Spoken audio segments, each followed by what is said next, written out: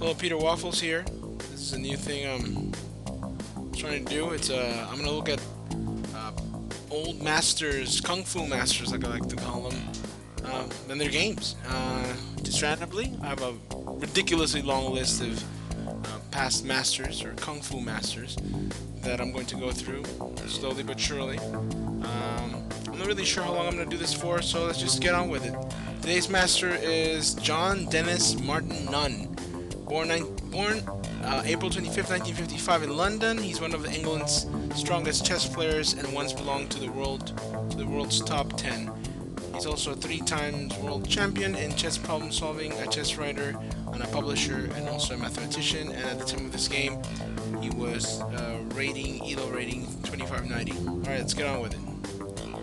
So, game starts. That's, what is it, E4?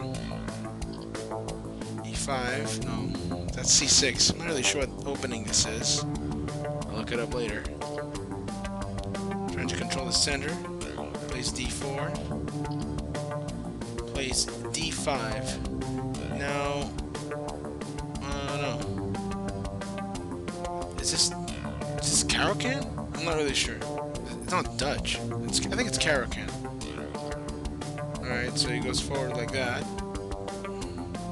I think he's trying to control the center as well.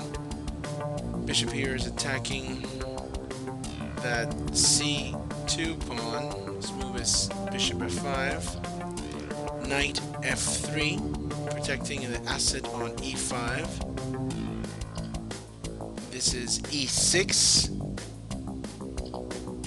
Bishop E2, getting ready to castle. C5. What is he going to do? Is he going to take that pawn on C5, or is he just going to continue developing? Or it seems really familiar. I think I've seen this before in one of my opening training sessions. It seems very familiar. Decides to castle. Knight C6, attacking another attacker on that D4 pawn, and a bit of development. This knight here on G8. It's kind of stuck there. So a lot of mobility. Again, these guys are playing at the 2500 level, so they know what they're doing. They do this for a living. This is C3. This is C captures D4. Now what is he gonna do here? What would I do? I would capture that pawn on D4. What does that do? Let's see what he does. He captures, C takes D4, Knight E7, Knight G E7. This is B3. This is Knight C8,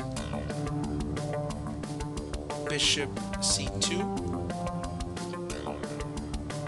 Bishop E7, getting ready to castle as well. Knight D3, no, it's Knight D2. Black castles. This is A3. This is H6. What do you play H6 for? Maybe the Knight G5 move is feared. I'm thinking these guys are playing totally booked, so I'm just gonna sit back and wait for things I can recognize to start happening. Okay, this is Rook C1, which is attacking that. That's not attacking anything, that's just being a rook. That knight is in no way under attack from that rook because it could be captured by that pawn on B7. So let's move on. Pawn F6 or F6. The golden rule about the center. Should he does he end up taking that pawn on F6 or just continue his development business as usual? But then that opens that F file for that rook, so let's see what he does. He plays pawn B4, knight c6. No, it's knight b6. Knight b6 can move into c4 with no problems. It can move into d4. No, it cannot move into c4 because of the knight on whatchamacallit, on d2. It can't move into a4 because of the queen attack. So I guess it's just positioning. Does capture, screw the center, or larger, bigger schemes that I can't fathom yet. Takes back, and now there's this monster bishop attack here on this diagonal, and this other monster bishop attack here on this other diagonal. So I'm not really sure what's going on.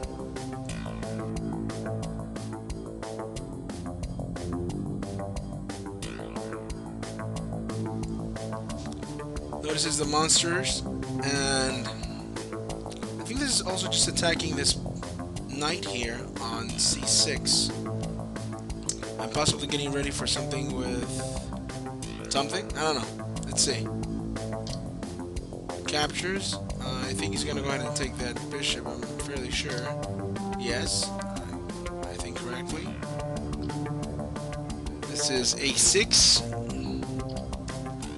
Queen b3, attacking. I think this is more of a development move, because you see this bishop here is on the line, so I'm guessing this queen is going to move here in this area somewhere at one point. This is knight d7. Yeah, there we go. Try and line it up for a mate. However, right now this pawn here is hung. Not really, because of the, well, yeah, because if the knight captures with, if the knight captures on e5, then the bishop captures on e5, the knight captures on e5, then the queen captures on e5, and it's a completely different ballgame. Alright, let's see what happens. Takes one of the capturers from the equation with a d4 move. This is f4, adding another attacker to the equation of attacking that e5 square.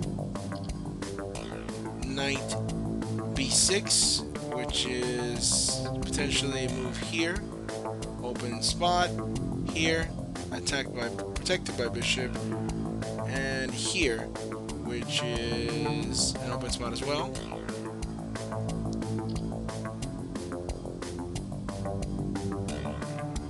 Bishop d3. Now this is attacking that bishop on f5, and at the same time it's being protected by this queen on g3. So this is interesting. Let's see what happens. Captures. Queen's gonna capture. Queen's gonna capture. Thank you very much. What does black do now? He does knight d5. Knight d5. Probably so many things I'm not getting here. Like levels of thought that are many moves ahead. But whatever. It's some of this sticks into your subconscious. That's my theory. That's why I do it. Let's see what's gonna happen. He plays g3. Got a bishop here would be excellent. Excellent. Excellent.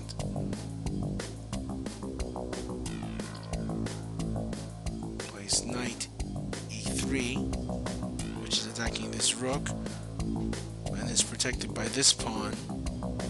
Cannot be attacked by this bishop, so I guess his rook is going to move. There we go. Alright, I always like to keep the videos under 10 minutes, so I'm actually going to stop the recording in a little bit, in about 30 seconds to be exact, and I'll send the rest, add the rest as a PGN to this post, so you can see how it ends up. Pretty much the whole point of these is for me to review a game and sort of get some sort of opening ideas, do's and don'ts, what the priorities are. It's the first attempt of doing it. I'm not really sure how many times I'm going to do it or if I'm going to continue doing it, but that's what I got so far. So thanks for watching.